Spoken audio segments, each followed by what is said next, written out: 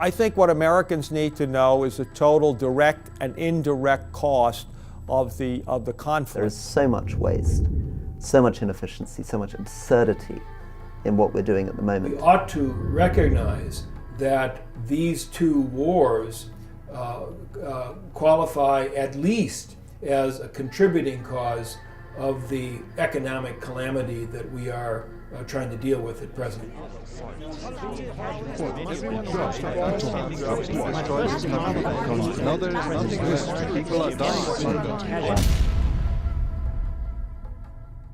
Your soldiers lose their life in Afghanistan, you give your blood in Afghanistan, you give your taxpayer money in Afghanistan, for what? It now costs about $775,000 a year to put a soldier or Marine into the war in either Iraq or Afghanistan. That's about 3 times as expensive as any war the U.S. has ever had. In today's dollars, the amount that we spent per troop in World War II was $50,000. We're spending 10 times that per troop in Iraq. We can expect that the per troop cost in Afghanistan is higher than that. I would expect that it will be between 20 to 50% higher cost in upfront cost per troop. Afghanistan is very difficult to supply, and it becomes much more expensive to ferry the stuff either through Pakistan or to come in the other way from Russia and through the Caucasus states. The whole situation in terms of supply routes into Afghanistan is very, very different than it is in Iraq. Now, in Afghanistan, you have a country which is mostly rural, which is mostly mountainous, which is not desert. Afghanistan is completely landlocked, and so what we've had to do is, up until now, we've been sending the majority of the supplies, for example, oil, through Pakistan. We're opening up this alternate supply route that gets into Afghanistan from the north that requires the cooperation of Tajikistan and several of the other stands on the northern border of Afghanistan. It's a much longer and tortuous, is going to be more expensive logistics route. So those costs are going to go up in a manner not commensurate with the numerical increase in troops, but above and beyond that. Right now, the United States, through fiscal year 2009, will have committed and or spent more than $185 billion on the U.S. war in Afghanistan. I feel like we haven't done the right thing on our part. You know, we spend so much money over here, but we don't spend it the right way. We, you know, we have HESCO barriers shipped in from the United States. We probably pay more in the shipping to get that over here than we could pay local people to build a wall around this base. We found dozens, hundreds of examples of war profiteering, of enormous cost overruns, of money on which the Pentagon, using Pentagon speak, says it has lost visibility on, money that simply could not be tracked and accounted for. These enormous funds that did go out to Afghanistan, but they were given, the money was given to contractors who subsequently subcontracted and subcontracted, and by the time you get to how much money reaches the ground, maybe 40 or 50% of that money actually reached the ground for the projects, because all these subcontractors were taking 10% off as profit. Let me give you an example. The United States recently spent $160 million on building roads and digging wells and this sort of thing in one province here in Afghanistan. But the way that works is they're giving that $160 million to a preferred contractor who then goes and subcontracts this out to a local Afghan company. And the Afghan company will maybe get 10% of that. And everything in between is pocketed by that middle company. And so this is a massive amount of waste for American taxpayers, but also there's no oversight for the projects that are actually being constructed. I've talked to construction contractors that go and who are tasked with the job of building a well, for example, and they'll go and take a picture of some well out there that has already been built and show it to the Americans and say, this is the well that we've built. And they'll say, okay, thank you very much, and here's your money. There's no oversight, no accountability, nothing whatsoever. Those wells, like those hand pump wells you see everywhere, how much you said that it's like $700 to $1,000 to build one of those.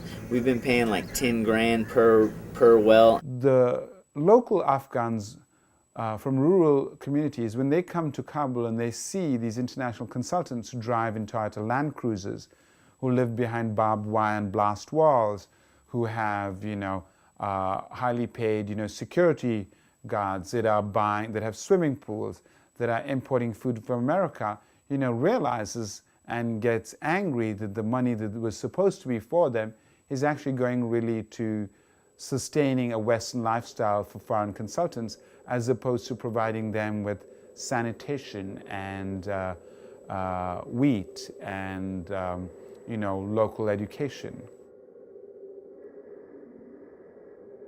Because since 7 years, every report, every information that received Washington from Kabul, it is wrong.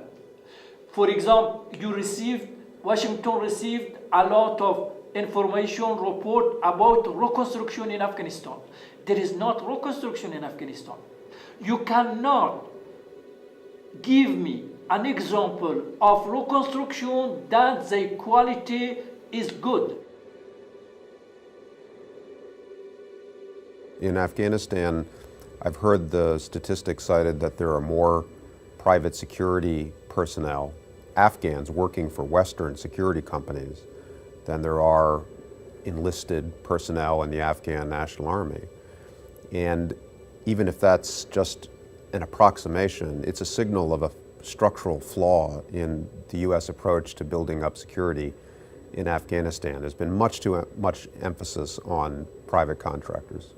Companies, contractors who are employing their employees through shell companies. For example, KBR has employed many of its employees through shell companies in the Cayman Islands, which means that the company and the employees don't have to pay Medicare and Social Security insurance. And so what you have there is a situation where the U.S. government is giving money in the form of a contract to a company that is, on the other hand, undermining the viability of the Social Security and Medicare system. KBR therefore gets an advantage in bidding because it can undercut those competitors who are paying insurance for their employees. So it is a double whammy. First, you have to hold contractors accountable. That can be difficult to do if they're in the private sector and their personnel are coming and going. And secondly, there's a problem of essentially the strategy. What are you really trying to build here? Are you trying to build profits for corporations that are domiciled outside the country, or are you building permanent national institutions inside Afghanistan that can gradually take control of the country and reduce the need for Western partnership? How much are you and every American paying for the wars after taking into account so-called hidden costs like taking care of wounded soldiers? Veterans, when they come back, are entitled to health care for a number of years that is free, provided by the VA. They're also, if they have a disability, which a very large percentage of them do, are entitled to disability compensation for the rest of their lives. These things are very significant long-term costs. And then there are also what we call social costs. In other words, these are costs that they are real and somebody pays them, but the government doesn't pay them. For example, if a veteran comes home wounded and his spouse or parent has to quit their job to become a full-time caretaker, and in 20% of cases this is what happens. If that happens, that person is giving up an income. That is a loss to the economy and to the person. That is a social cost. The indirect costs, for example, having to deal with people that are wounded, people who are suffering from post-traumatic stress syndrome, for people who will require care from the Veterans Administration. If you continue on this current pace, what you're talking about is a war that will cost, by the end of this decade, close to $1 trillion when you count all of the costs. The Afghan government budget, salaries for government officials, is about $1.2 billion a year. When you hire, 150,000 police officers, which is, what Obama would like to see, you have to pay that salaries. And the bulk of those salaries today are paid by the US government. So you really have a problem in the sense that Afghanistan is so desperately poor, and the fact that all the money for local police officers to government ministries such as the women's ministries come from outside, it is simply not sustainable.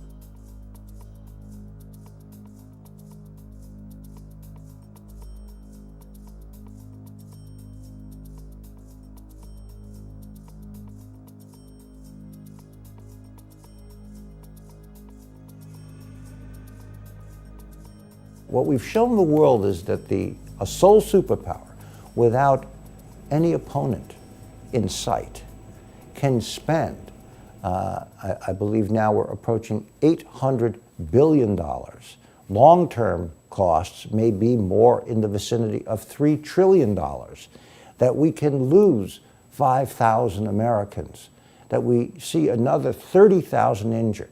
And this tremendous expenditure cannot stabilize two countries who together comprise about 1% of the world population. You can't fight a war and finance it the way we have without it having an impact on the economy. Common expression these days, doomsday budget. We basically took all this money out of the U.S. economy, put it into spending which had which had no benefit at all for the U.S. economy, and added all of this debt, so we weakened our economy. Well, millions of homeowners faced foreclosure last year, and many more still stand to lose their homes. The housing market collapse created one financial crisis after another, and it often seemed as if the news could only get worse. You can make an analogy, I believe, to the housing bubble and the Wall Street bubble and the bank bubble, in the sense that there's no adult supervision. That's a lot of the fundamental problem that got us into trouble on housing, banks, and Wall Street. Congressional aides say President Barack Obama is now seeking $83.4 billion to fund the wars in Iraq and Afghanistan into the fall. More than $185 billion. $775,000 a year to put a soldier or Marine into the war. Close to $1 trillion when you count all of the costs. So perhaps we can look at the cost of the U.S. war in Afghanistan around the country. We'll start in the South, in Alabama. That state will pay, through fiscal year 2009, $1,695 million for the U.S. war in Afghanistan. All of these people in Alabama, plus 200,000 more, could have full health care coverage for 1 year for what Alabama will pay for the U.S. war in Afghanistan. In New York, it will pay through fiscal year 2009 nearly $17 billion for the U.S. war in Afghanistan. That's equal roughly to, another figure, nearly 2 million Head Start places. We can get to Arizona, that will pay $2.5 billion for the U.S. war in Afghanistan. 20% of Arizona residents are not covered by health care, and half could be if these federal tax dollars were allocated differently. I think the real key is going to be letting the American people know the full cost and the duration of the conflict. Because if the American people are not willing to support this war, it cannot be waged and accomplished successfully.